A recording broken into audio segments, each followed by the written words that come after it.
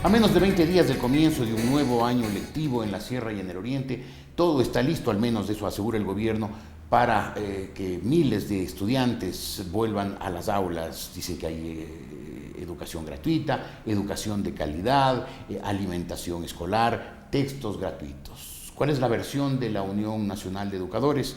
Su presidenta, la licenciada Mariana Pallasco, está hoy aquí en la República.es. Educación gratuita, de calidad, con alimentación escolar y con textos gratuitos. Versión oficial. ¿La suya cuál es?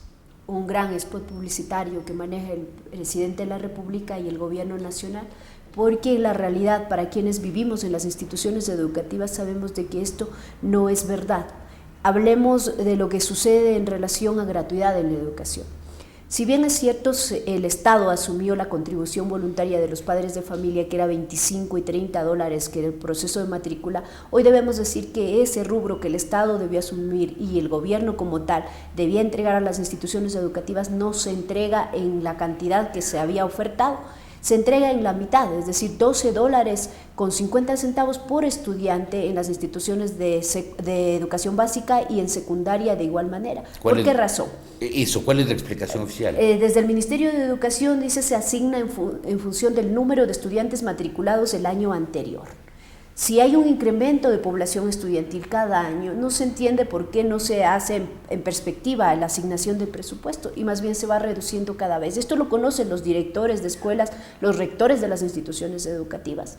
¿Qué pasa con la entrega de los textos escolares? Hay instituciones educativas que al finalizar el año lectivo aún no reciben los textos escolares, adicional que una investigación hecha por el Contrato Social por la Educación, que lo ha encabezado Milton Luna, también dice y establece algunas conclusiones que son para nosotros muy preocupantes. ¿Cómo cuáles? Desde correcciones ortográficas en los textos escolares hasta correcciones de contenido y de curriculares. Perdón, textos oficiales del Ministerio de Educación están con errores ortográficos. Errores ortográficos.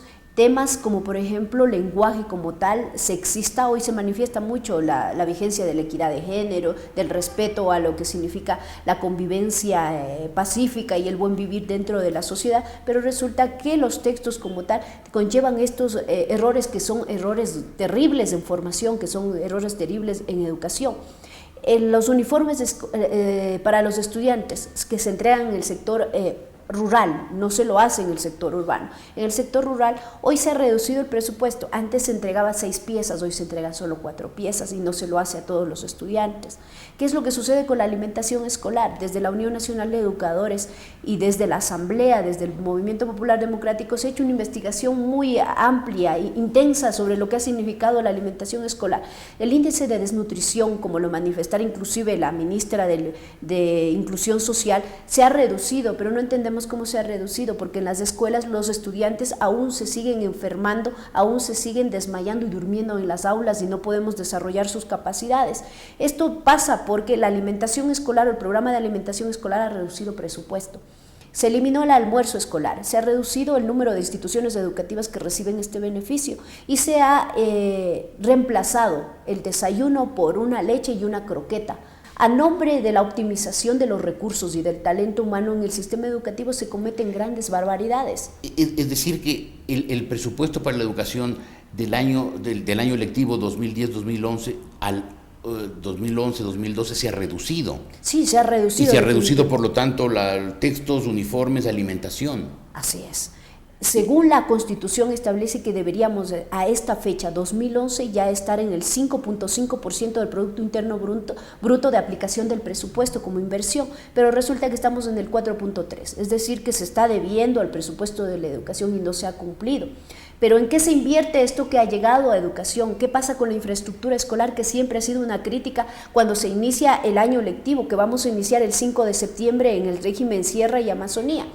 Hoy tenemos alrededor del 75% de las instituciones educativas que no han sido intervenidas, es decir, que no han tenido procesos de mantenimiento o reconstrucción. Es decir, seguimos con las mismas viejas escuelas en las cuales los niños no tienen ni seguridad ni salud. Pero las famosas escuelas del milenio, esas que aparecen en las cadenas de televisión del gobierno. Son muy bonitas las imágenes frente a lo que significa la venta y marketing de lo que se hace en educación, pero desde el gobierno, pero no es verdad. Existen 10 en el país. O sea, lo que usted solamente 10. Son 10 que están funcionando. O sea, las que hemos visto en las cadenas nacionales de televisión son las mismas 10 que repiten y repiten son las tomas. 10 que están en funcionamiento, hay 20 en proyecto que están en construcción y que hay que decir de manera clara cómo es que se trabaja en función de escuelas del milenio. Son 20.250 instituciones fiscales en el país. 20.250. 20.000. A 10 que existen del milenio y 20 que están en proyecto de construcción, debemos decir que esto es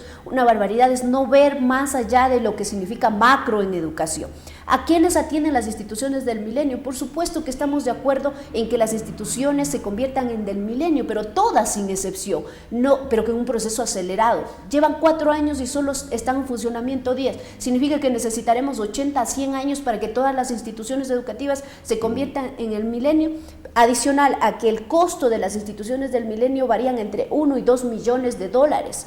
Y para atender 300, 400 estudiantes. Estamos hablando de que con las 10 instituciones del milenio se han atendido 5.000 estudiantes, cuando en el sistema educativo fiscal existen 2.993.000 estudiantes.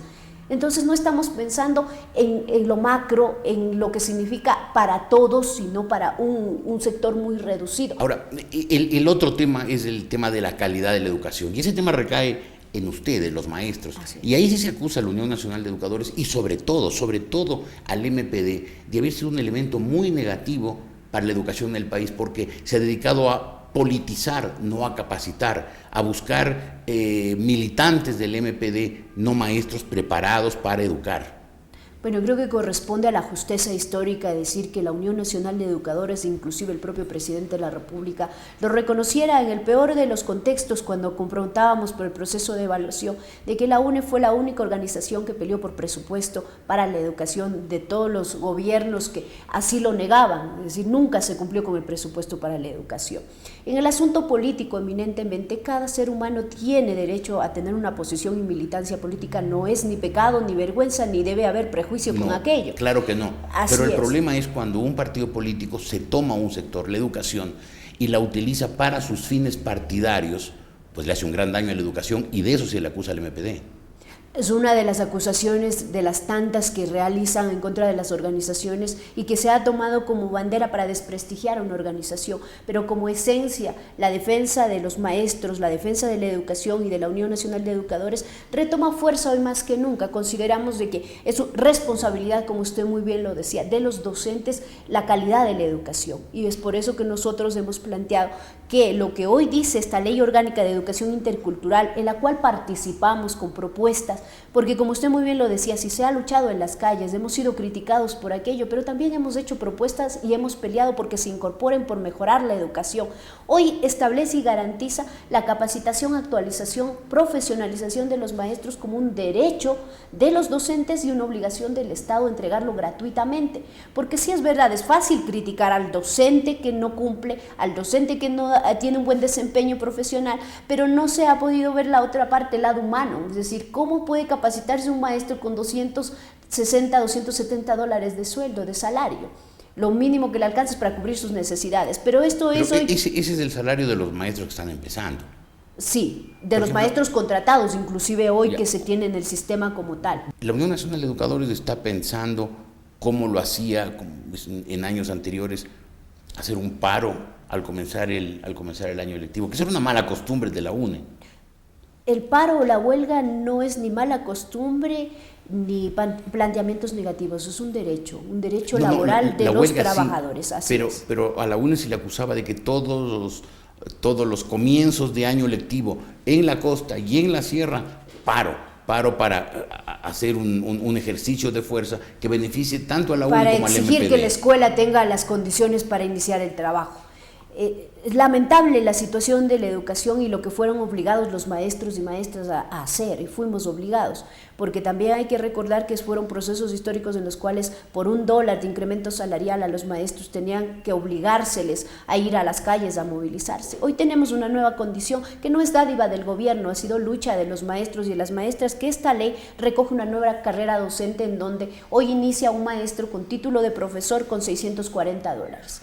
Un maestro con título de licenciado tercer nivel, $775. Pero esto significa una lucha permanente dentro de la Asamblea para reconocer y justificar lo que significaría, entre lo que en algunos rumores de Alianza País decían, el gasto en vano del Estado para mejorar la condición salarial de los maestros y maestras. Esto es algo que nosotros celebramos. El problema es de que esto que se ha logrado es para los maestros que vienen, que ingresan, es decir, los nuevos maestros, que es correcto, que es necesario, pero para los maestros dentro del sistema no es el mismo proceso y la ciudadanía debe conocer. No es que a los maestros se les ha duplicado el salario, fueron homologados a la nueva carrera docente. Un maestro con 20 años de servicio estaba ganando $740. ¿Ahora cuánto va a ganar? Hoy está ganando $775, es decir, el proceso de homologación le dejó $35 de incremento salarial, no la duplicación que se planteaba desde el gobierno nacional. ¿Están pensando en alguna medida de hecho?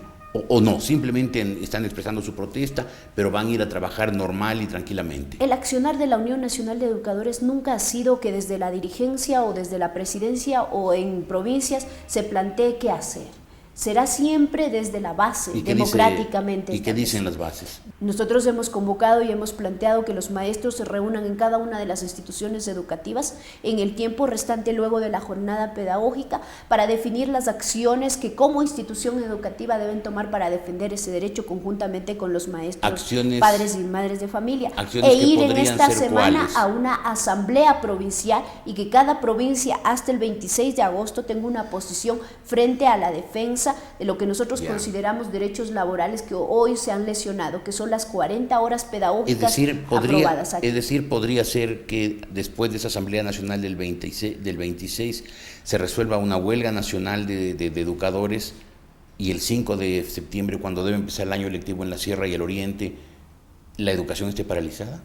Que nosotros exijamos que la capacitación y actualización sea dentro de la jornada laboral, consideramos de que es un derecho de los estudiantes esencialmente, de los padres y madres de familia y de los maestros. O sea, por lo que le escucho, licenciada, el ambiente es propicio para que en los próximos días se declare una huelga nacional de educadores. Sí. Porque hay derechos lesionados y cuando los derechos se lesionan, laborales, humanos de los maestros y maestras, adicional que usted debe conocer que un sector de los maestros, 56,000 maestros contratados y contratadas en el sistema educativo, se encuentran hoy bajo condición de manipulación política. Es un sector que el gobierno nacional y los asambleístas en cada provincia manipula porque se entregan contratos de maestros para luego dejarles en condiciones de desempleo. Hoy, con la aplicación de las 40 horas reloj, el 40% de estos 56 maestros contratados y contratadas van a la desocupación, así es, 56,000 maestros, el 40%, estamos hablando de alrededor de 20,000 maestros que van a la desocupación. Aunque les pagan $300, le comento, pese a saber que hoy la carrera docente dice $640, $775 y que les han ofertado desde nombramientos hasta pagarles mucho más a fin de que asistan a las concentraciones de Alianza País, a fin de que ellos se conviertan en el apoyo comprado para el gobierno nacional. Estos maestros y maestras hoy levantan también su voz de reclamo. Vienen en movilizaciones exigiendo ese derecho a la estabilidad laboral y al salario digno. Licenciada Pallasco, muchas gracias por haber estado en la República. A usted, don Jorge, un gusto. Gracias, es la presidenta de la Unión Nacional de Educadores hoy en 24/7 de la República Potosí.